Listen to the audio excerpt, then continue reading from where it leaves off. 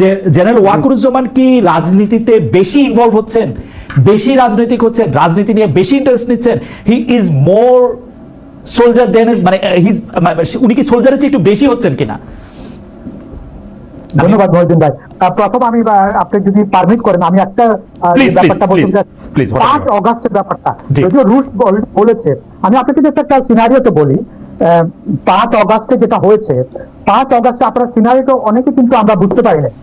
মানে প্রাইম মিনিস্টারের যে প্রোটেকশন ইয়ে থাকে, ডিটাচমেন্ট গুলি থাকে 3 স্তরের থাকে। প্রথমে থাকে এসএসএফ, এসএসএফ এর মধ্যে আবার 2টা ভাগ থাকে। একটা হলো ফিজিক্যালি প্রাইম মিনিস্টারকে বাঁচান, আরেকটা হলো আউটার। তার বাইরে থাকে হলো পিজিআর, পিজিআর এর সাথে আবার এপিসি আছে। তার উপরে বাইরে ছিল 46 ব্রিগেডের একটা ইউনিট।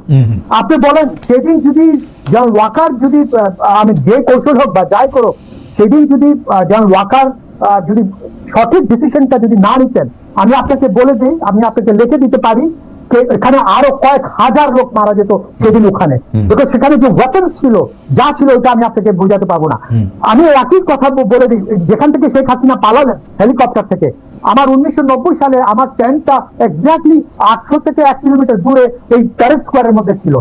আমি দেখেছি ওখানে কিভাবে কি করে, এবং তখনও দেখেছি কে হিরো কে জিরো, পরবর্তীতে তো দেখলাম।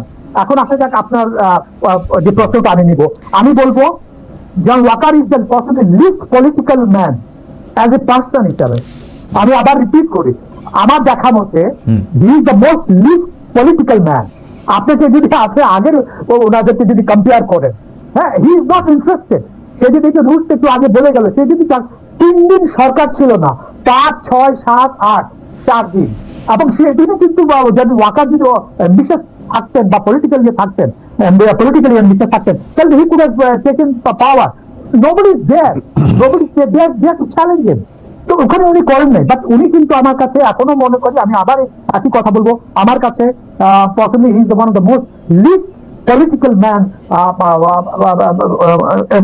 সেনা প্রধান, plus ambitious, exactly, and plus he is a true soldier।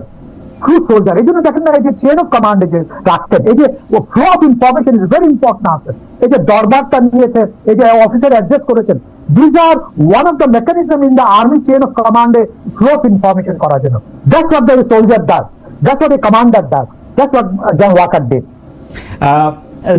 General Shahidul Haque, আমার যে বিষয়টি আসলে জানার, যে আপনি আসলে 5 আগস্টের যে বর্ণনাটা দিলেন, সেটা আমরাও বিভিন্ন সময় বিভিন্ন জায়গায় এটা আমরা শুনেছি বা এটা রিয়েলিটি, কিন্তু কথা যেটা সেটা হচ্ছে যে এইদার ওয়ে উনি কি আসলে শেখ হাসিনাকে রক্ষা করতে চেয়েছেন, নাকি শেখ হাসিনাকে পালাতে বাধ্য করেছেন? সবচেয়ে কম রক্তক্ষয়, মানে ইতিহাস তাকে কিভাবে মনে রাখবে যে তিনি অ্যালাউ করেছেন যাতে শেখ হাসিনা নিরাপদে চলে যেতে পারেন, এবং তাকে গান স্যালুট দিয়ে বাহনে চড়ানো হয়েছে, নাকি ঘটনা হচ্ছে যে তিনি আরো রক্তপাতটা কমিয়েছেন, একদম বন্ধ করেছেন এবং সেটা করেছেন? ইতিহাস আসলে তাকে কিভাবে মনে রাখবে?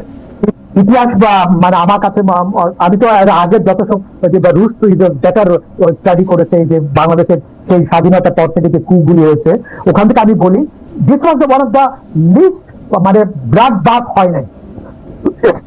সেদিন যদি না হতো, আমি আপনাকে বলে দিই, সেদিন বঙ্গভবনে যারা ছিলেন every would have been dead, including Sheikh Hasina. Ganabhaban, এখন বলেন গণভবনে সেদিন যদি ওই ডিসিশনটা না হতো, এবং ওই যে ডিসিশনটা নেওয়া, এবং এটা আপনি দেখেন, এটা কিন্তু আরেকটা লিগেসি দাঁড়ায় বসতো। এই যে একটা মানে উইদাউট ফায়ারিং এর মানে শট ওখানে বা ইয়ে করার, যে পাওয়ারটা চেঞ্জ হয়েছে, বাট পাওয়ার চেঞ্জ হওয়ারটা আমি বলছি না, এটা অবশ্য পুরাটা হলো আমি শেখ হাসিনার দোষ দিব।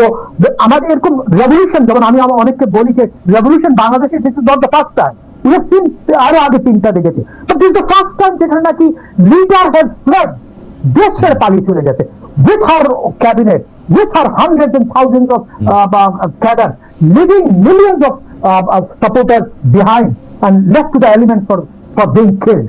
এটা কিন্তু কোনো সময় হয়নি। এর আগে কিন্তু সবসময় কি হয়েছে, there is a person যেখানে নাকি প্যাটার্ন ওয়াজ পাস, আচ্ছা ঠিক আছে, যেরকম 90 দশকে ওই শাহাবুদ্দিন সাহেব নিলেন দিয়ে, তারপরে এর আগে 2006 সালে একটা ট্রানজিশন হয়েছে। This the first time there was no transition. এই ভ্যাকুয়ামে উইদাউট দ্য ক্যাজুয়ালিটি, এটা আপনাকে জন ওয়াকারকে আপনাকে 100% এন্ড প্লাস আমি আরো অন্য দুইজন চিফ পেকেও ইনক্লুড করবো, you have to give them credit without firing a shot, without a single casualty, saving people. এখন এই পালিয়ে যাওয়াটা তো ওটা তো শেখ হাসিনার দায়িত্ব। ওনাকে উনি সবাই ভেবেছিল উনি হয়তো কর্মীতলা গিয়ে থাকবেন বা অন্য কোনো গ্যারিসনে থাকবেন, উনি যে পালিয়ে যাবেন এটা তো কেউ জানতো না। ওকে।